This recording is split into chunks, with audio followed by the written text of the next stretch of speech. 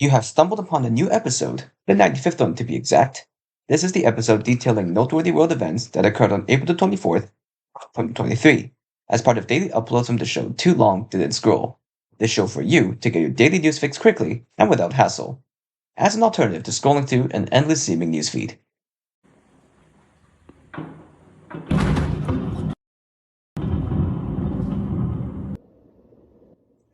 We start off the events of the 24th in the country of Ukraine, which continues to struggle to repel the current Russian invasion.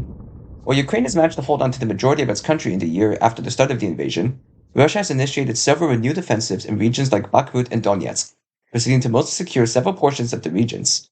That has not stopped Ukraine from attempting to initiate counteroffensives of its own, however, since as of this day, Russian forces have reported an attempted drone attack on the city of Sevastopol in the Russian-held region of Crimea, in the first attack on the peninsula since February. Governor Mikhail Razvodzev has claimed that the attack was able to be repelled, though the position of Crimea, which had otherwise been securely in Russia's hands since 2014, may see some contesting in the future should offensives continue. Когда беспилотники атакуют, конечно, просыпаешься. Это ж не спокойный сон, дом трясется, ты беспокоишься за своих детей. Но есть уверенность, что... Such a report comes in a series of reports across the board that Russian forces in several regions outside of recently captured ones like Bakhmut have begun switching tactics to defensive rather than offensive ones, suggesting that Ukrainian counteroffensives are once again beginning to produce fruit. Russia, however, still continues to push some offensive operations from regions like the Bakhmut, as well as the fiercely fought-for regions like Advitka and Marinka.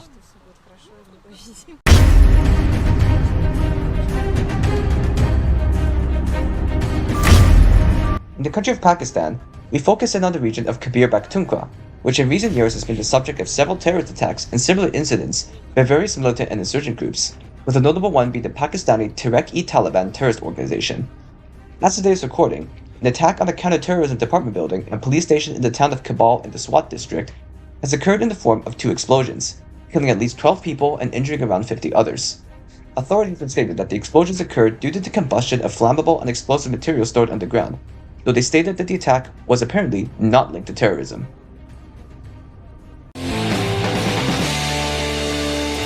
Good evening and welcome to Tucker Carlson Tonight. We now concern the American news and media industry. Some shakeups in prominent media companies have occurred as of this day as news broke that news hosts Tucker Carlson and Don Lemon were dropped by their respective networks. Carlson was a prominent host on Fox News as the host of popular talk show Tucker Carlson Tonight. He was known for some of his more outspoken opinions on topics like progressivism and immigration, and his views on former American President Donald Trump and the ideology of the Republican Party.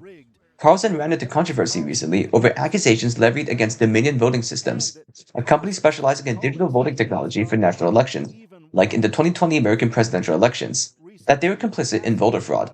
Carlson was accused of spreading conspiracy theories, and Dominion would later file and win a lawsuit against Fox for defamation. Such, along with Carlson's criticism of Fox's leadership and his work environment, are some of the speculated reasons for his sudden departure. Don Lemon's departure from CNN was announced not even an hour later. Lemon was a prominent anchor on several CNN shows, though ran into recent controversy over accusations of misogyny and sexism, especially after controversial remarks that politician Nikki Haley was quote-unquote not in her prime. News of Lemon's firing broke this day after reports that Lemon's viewer popularity and ability to attract guests had declined. In other news, the country of Switzerland had announced the suspension of all diplomatic operations in the clashes within Sudan, as countries like Brazil, South Africa, and Niger announced evacuation operations, and auroras were visible as far south as Alabama and the United States in the wake of a geomagnetic storm hitting Earth.